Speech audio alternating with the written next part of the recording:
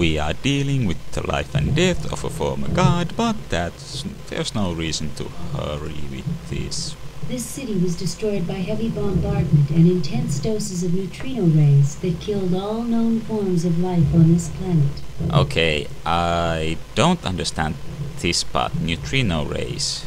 First of all, neutrinos are particles, and calling things neutrino rays is a bit weird.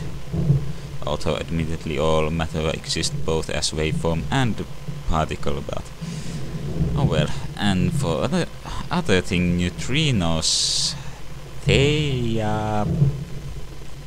don't really do anything to matter, just pass right through it. If it was neutrons that killed people, that would make more sense.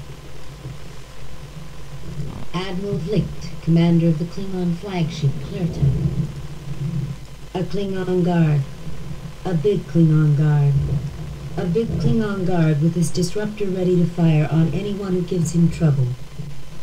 I get the feeling the game's trying to tell me something.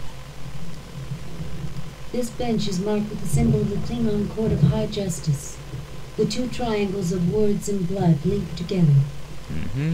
And this, of course... This is the famous seal of the Klingon Empire. James T. Kirk, trapped in a situation he cannot win, forced to watch a travesty of justice. Or is he? Ooh. Your newfound friend looks rather frightened right now, and you don't blame him. What's wrong with Klingon justice? Mr. Spock looks stoically at the Klingon bench. Expecting to win this case would be illogical. Ensign Benny stares around the Klingon court, distrusting everything he sees. Dr. McCoy glares angrily at Kirk. It is obvious he does not like seeing his patient handed over to the Klingons. Oh, cheer up, bones old pal. I've got nothing to say to you, Jim. Fine. He doesn't seem to be Of course. I'm frightened, Captain. But if I am to die, then I shall die well.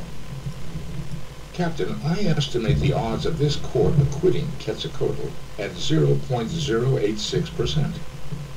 I think Kirk has beaten worse odds. Awaiting your orders, sir. You will not speak unless the court requests it, Kirk.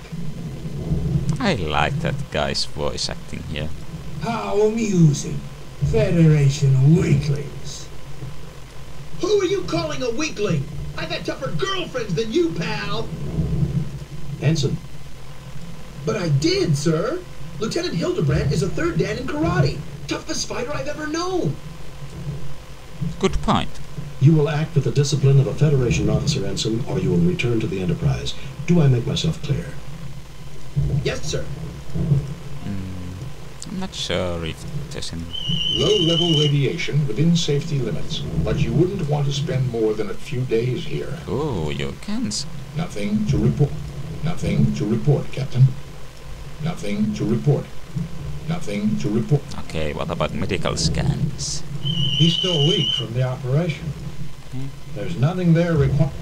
One healthy adult Klingon male.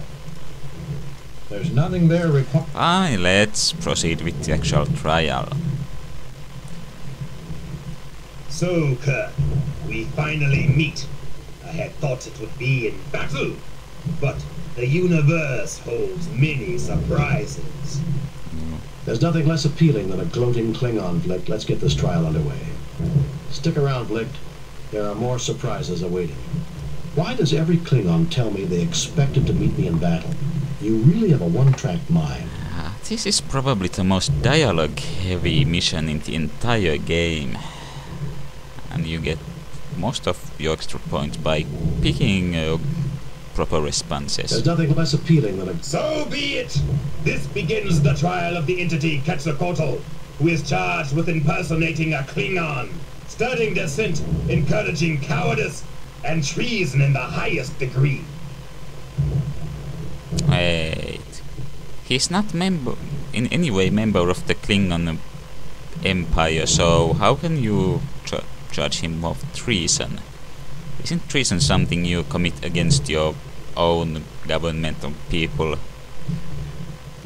Those are serious charges, Flick. Should he not be tried by a Klingon High Court? He has not demonstrated honor, Kirk. Only a proven warrior may be tried in High Court.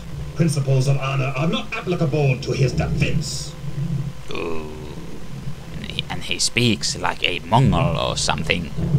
I'm a warrior, Flick. I hereby intervene for him and demand the honors and responsibilities of a warrior's trial.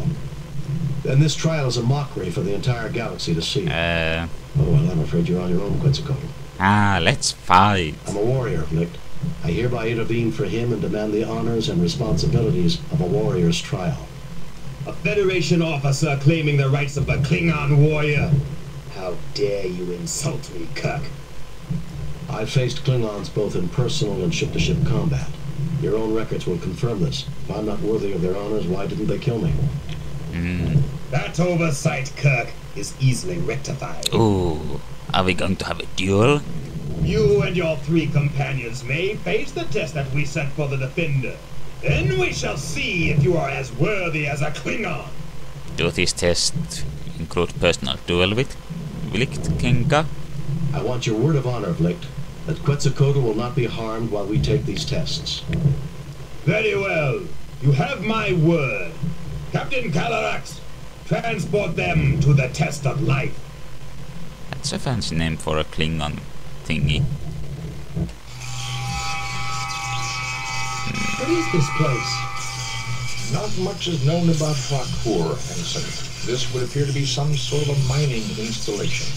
That creature might be a native life form. A test of courage? That is the Klingon way. I somehow doubt that Flick intends for us to survive this, whatever the outcome.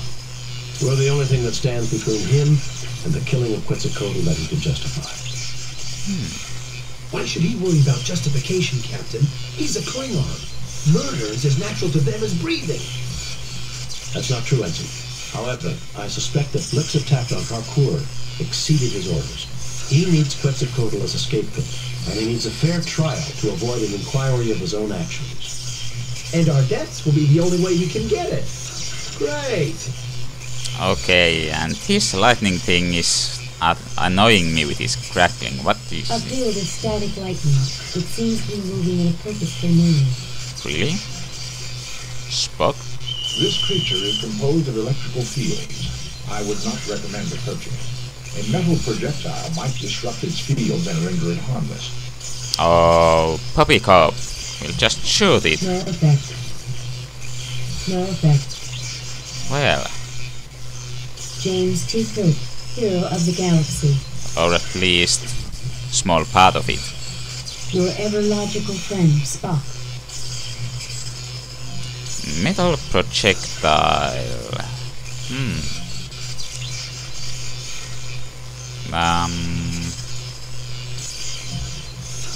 Well, we have these wooden poles here. Would those do anything? Hopla. That was quite efficient. These wooden rods are support beams that were not placed. I don't see any support rods anywhere in this. This section of wall was carved by some sort of plasma field. Oh. The floor is incomplete, made of unrefined natural rocks. Now, how shall we get through this? I don't really see any loose metal objects around, and we can't really be throwing out things at it. What a conundrum. I'm so Spock will have something helpful to say about this situation.